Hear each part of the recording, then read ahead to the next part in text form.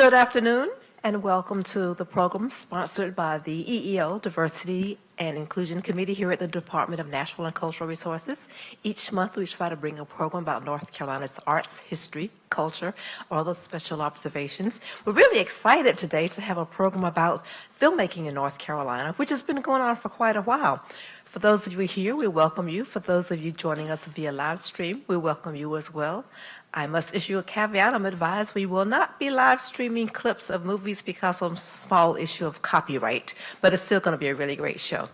Laura Boyes has been with the North Carolina Museum of Art as film curator for 18 years. She also is a guest with Marcia Garden on the WNC radio program, Movies on the Radio, which you may have heard her there, and we are looking forward to hearing from her. She will be doing a program at the Carolina Theater soon, so you'll have a chance to see her. I believe the first program is next Wednesday, so you see a lot more of Laura, and I'm advised, I haven't even seen her webpage, Movie Diva, which I'd encourage you to visit. So without any more delay, I'm going to get out of the way and allow you to hear from Laura Boyes. Thank you.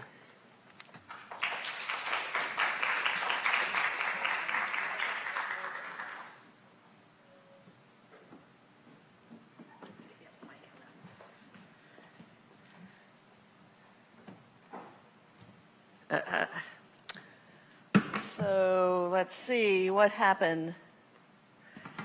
You took the clicker that gets me.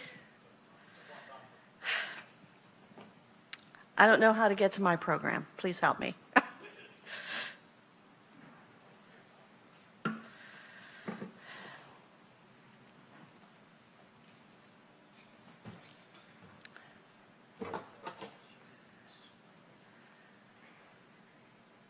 One more.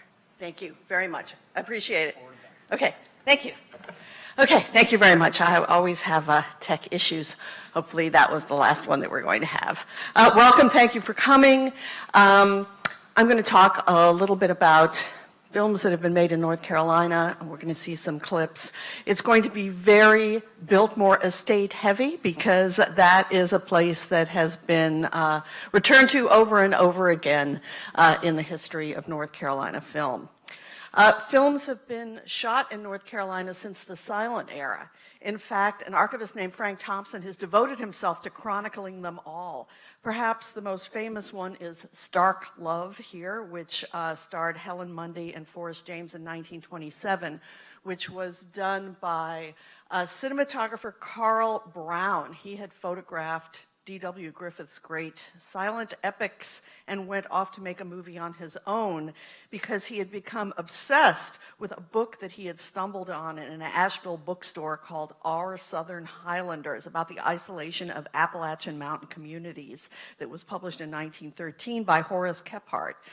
He never found the isolated pioneers of his imagination, so he had to create them on screen. The idea that Appalachian mountaineers were cut off from civilization, which was a product of romantic fiction, because places that seemed impassable to visitors from the city were not to the people who lived there. They didn't think they lived in an impassable place. But he decided to create a lonely outpost, and he did that in Graham County, North Carolina, near Big Santila Creek, which was cleared of human habitation for a dam project.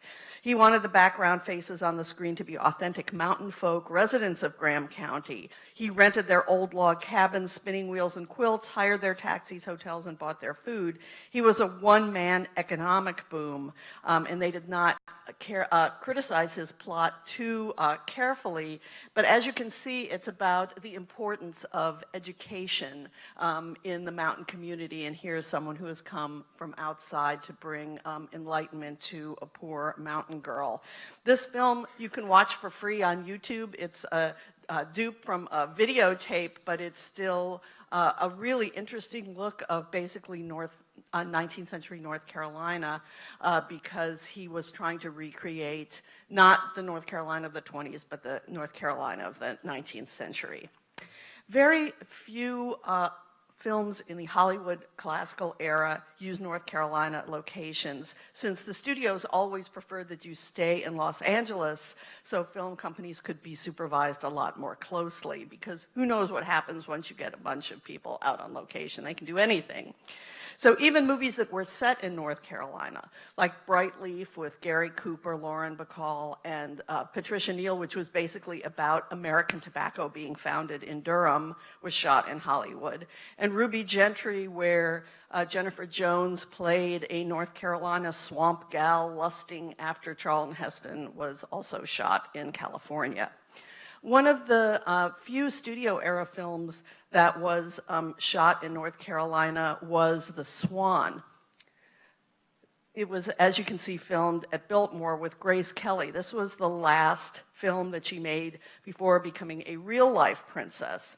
She loved the wardrobe for this film so much that she had costume designer Helen Rose make her wedding gown, because she had loved these outfits for this princess in this film. We're going to watch the trailer for it, and of course you'll recognize Alec Guinness, who played Obi-Wan Kenobi in the Star Wars movies, as the prince.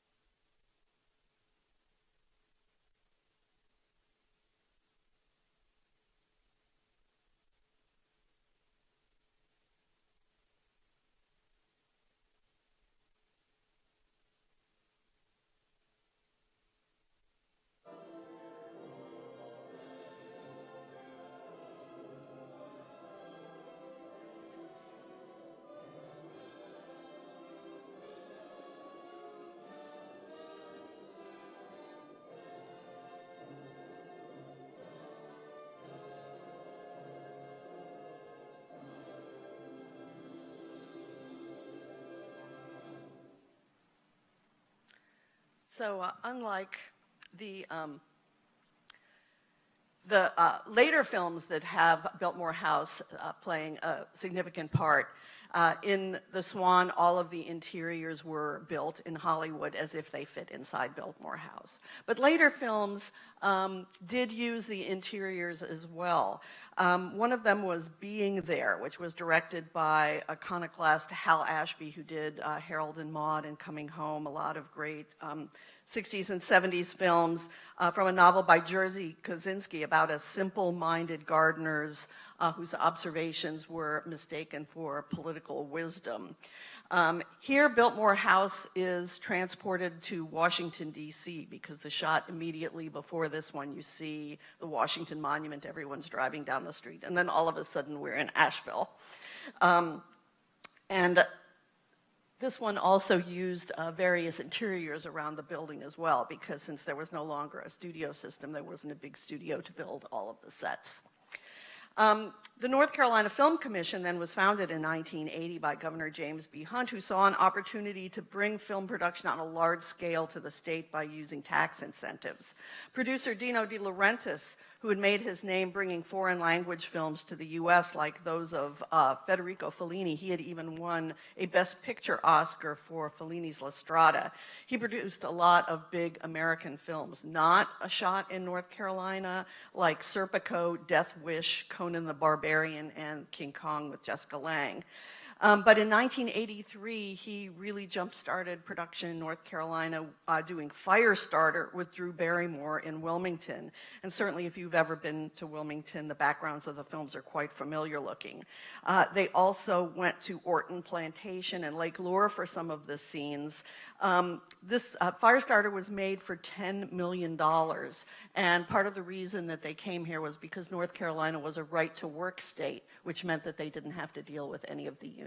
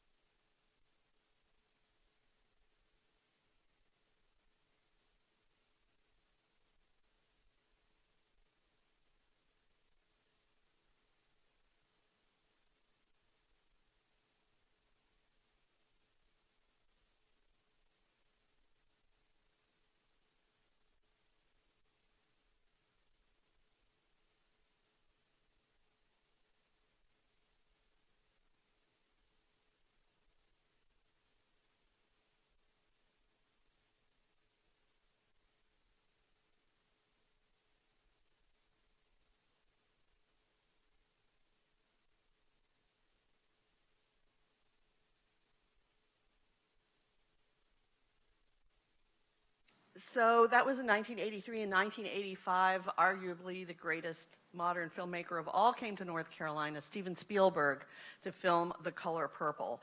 The Color Purple was filmed all over the state, including Marshville, Newhall, Ansonville, Wadesboro, Lylesville, and Salisbury.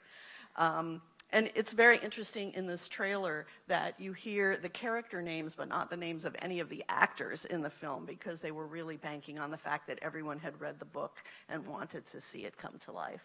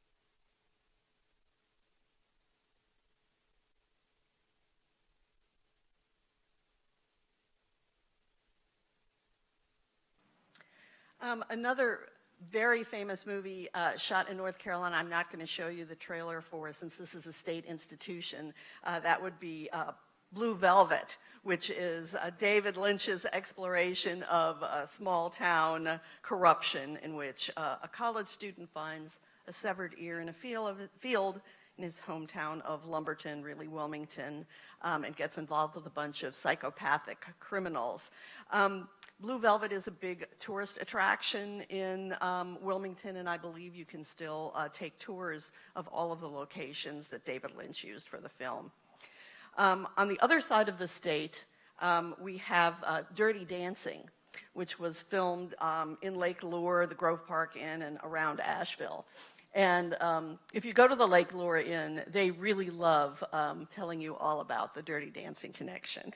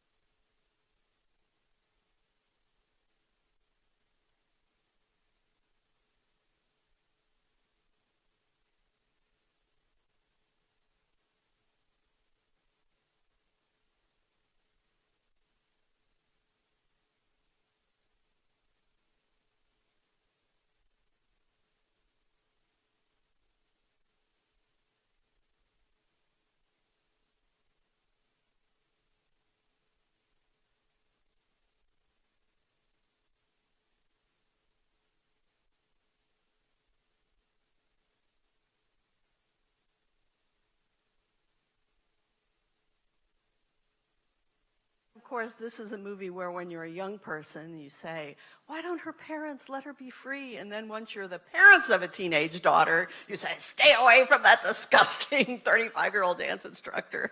So one's attitude does change over time for some of these films. One of my personal favorites is Bull Durham, which was all filmed basically within a mile of my house. And in fact, I was even an extra in one scene, although it was not a scene that made it into the film. This is the Manning House on Mangum Street, which was Annie Savoy's house. Bull Durham is interesting because it's a real time capsule. It was filmed in 1988 before there was any Durham Renaissance at all, when downtown was a lot of empty storefronts, and it seemed like it was never going to be anything else. And Bull Durham is now, of course, a much beloved remembrance of the Durham of those days. I'm going to show you a little clip from the movie. I could have been sitting in the stands for this, but I was not.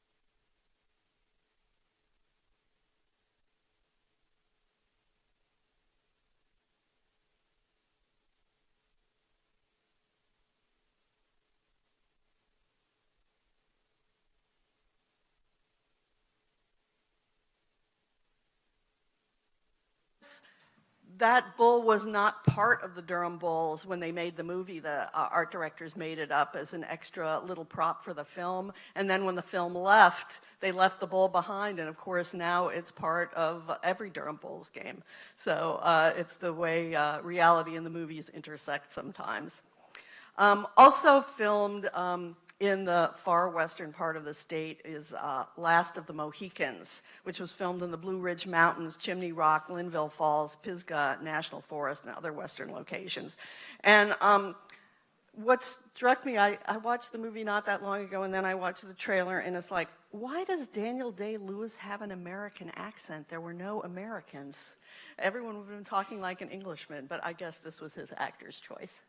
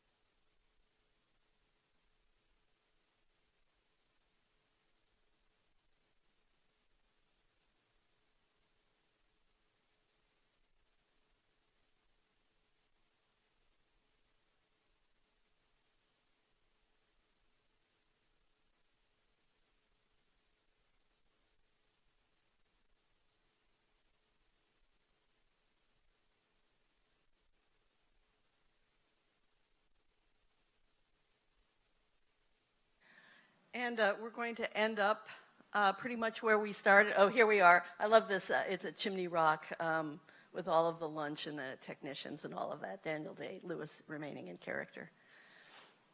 We're going to end up with Richie Rich, which uses Biltmore Estate locations better than probably any other film in this whole talk here. This was a great favorite of my daughter when she was growing up.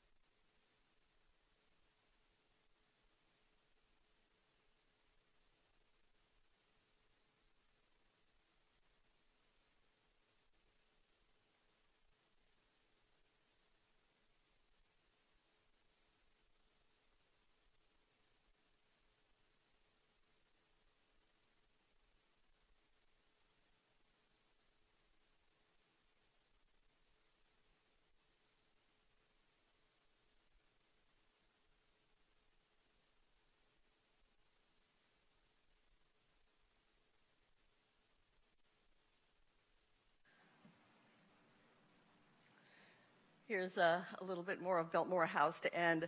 So, of course, as you know, the legislature has dismantled most of the film incentives, saying that the money was going to Hollywood instead of creating local jobs. In fact, if your companies used film incentives, you had to use local vendors and contractors. And when those incentives dried up, the Wilmington film infrastructure, which is established over many years, relocated to Georgia and Louisiana and New Mexico states that still had film incentives.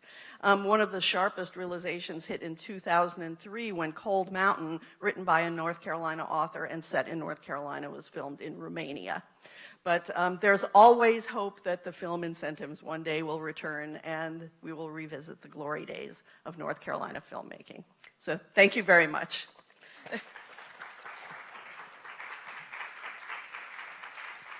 Thank you, Laura, and I am here to take any questions. I would be happy to bring you the mic, so don't be shy. Any questions you have about filming, actors, money, how you can become a star? Let's have it.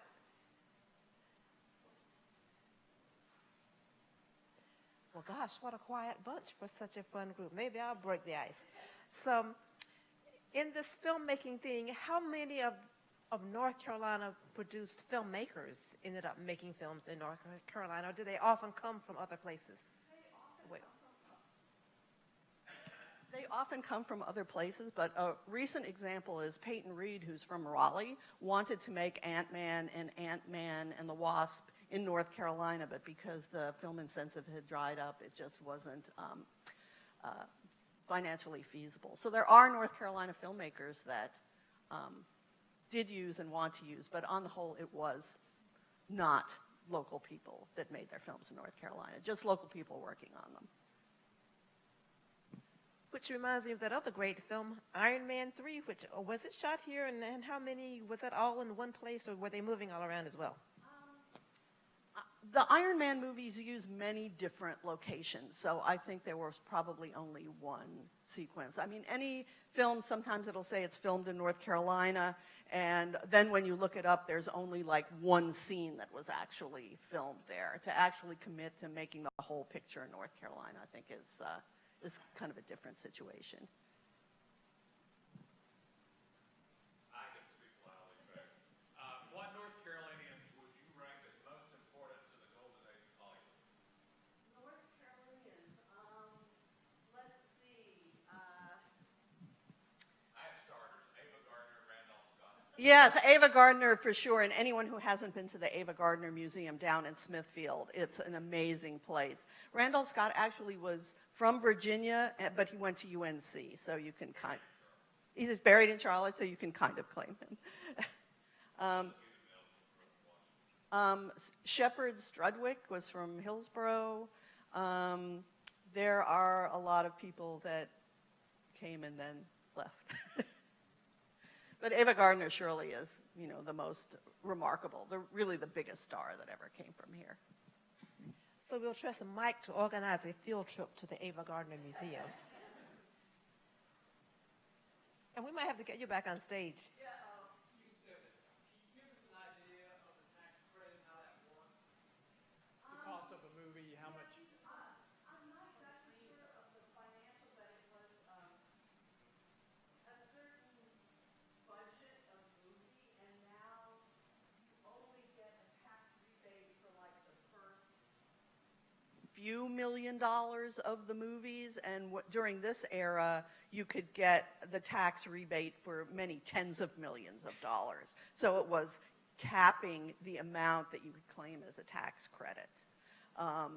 So it's still possible to make a low budget movie here or a TV show that doesn't have a very high budget, but a big budget movie for $100,000, you would only get a tax rebate for under 10 million of that. So that's why it became financially difficult to bring that kind of big film production here. Okay, next, for the benefit of our people who are live streaming, we need to have everyone a mic. So, ta-da.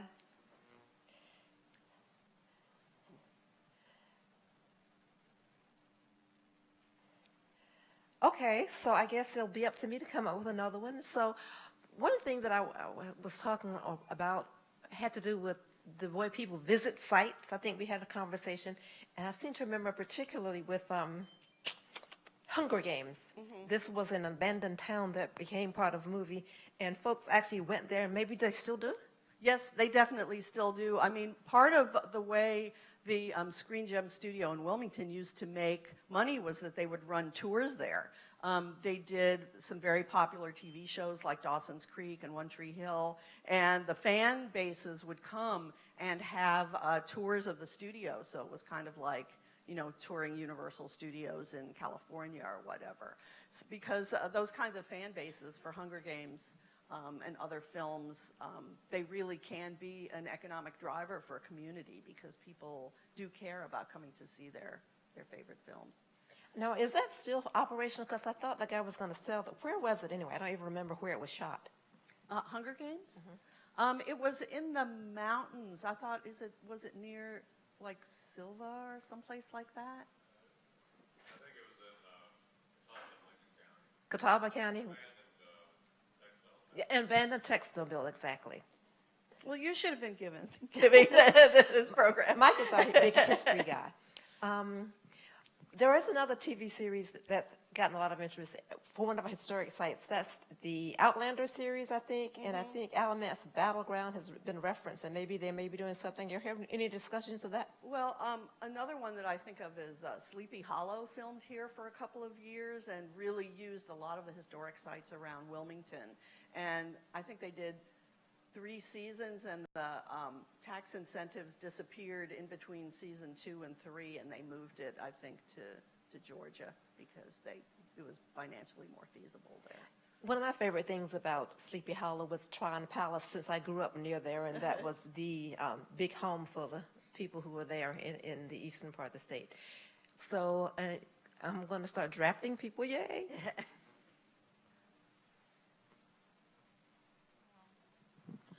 When you spoke about the fact that people aren't really making as many movies here anymore, for young people that are interested in filmmaking from North Carolina, do you think it's still, I mean, it's a beautiful state, but if you can't really profit off of what you're creating, you agree you should travel somewhere else? Well, let me say that the filmmaking program at the North Carolina School of the Arts in Winston-Salem is excellent. They have a really highly professional staff, and they're totally committed to helping people from North Carolina become filmmakers, both in the craft part of it, the writing, the directing, the acting, and there have been a lot of graduates of UNCSA that have gone on to significant careers in film. So I know they have programs for high school students. I don't know if those are in filmmaking or in other arts, but definitely an undergraduate program is very strong. And I should say that I'm talking about commercial filmmaking, but there's so much independent filmmaking that goes on in the state. There are all kinds of local film festivals, like Longleaf Film Festival, which is done at the History Museum, the Full Frame Documentary Film Festival in Durham, Cucaloris in Wilmington, where lots of local filmmakers bring their work for a larger audience, and in some cases that really does occur. I didn't mention that you, Laura, are on the selection committee for the Full Frame Documentary Film Festival in Durham. So how many people are trying to come here to show their films? It's a huge thing now. Full Frame has so many submissions. I don't think I'm actually allowed to say how many, but it's really a huge, hundreds and hundreds of people submit their films from all over the world. But North Carolina content is something, local film festivals are always interested in because it reflects the local community. I heard one reference to, and I don't know that I saw that film because I do go to Full Frame sometimes, about triplets. It's been getting a lot of publicity. Yes. Tell us about that film that they're talking about. It's called Three Identical Strangers, and it's, I did not see it, but it was many people's favorite film at the festival, and I think it's opening up at the Chelsea in a week or two. It's about 3 triplets who were separated at birth and then accidentally found each other after many years. It's supposed to be a real cliffhanger, as good as a fiction story. And of course, the Mr. Rogers movie and the Ruth Bader Ginsburg film, which are filling art houses all summer, were at full frame. So they're really a good jumping off point for a lot of these kinds of films. Now, I'm curious, what is a program you're about to start at the Carolina? I actually have a program right here if anyone's interested in picking one up. It's more about classic Hollywood film history. Not educational, just fun. I have a lot of comedies in this particular series because I feel like we all need to laugh.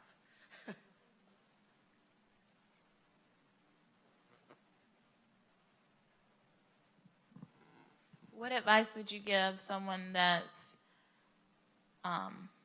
interested in creating sort of like a short film as far as getting started? If you don't have a background in it, you just want to say, I want to try this.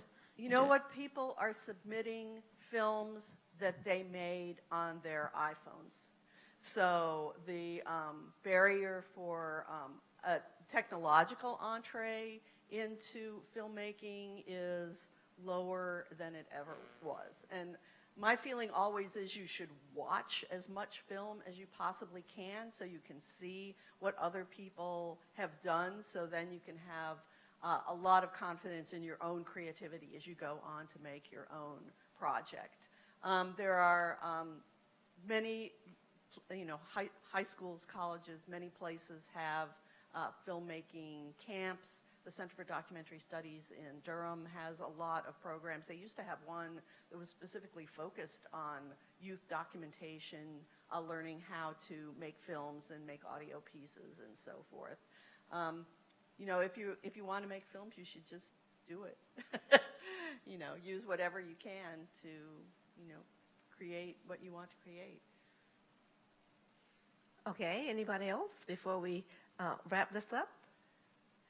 If not, I will thank you for coming. I will point out that next month we will have a program on mental illness because it has been such a topic in the news for a lot of different reasons.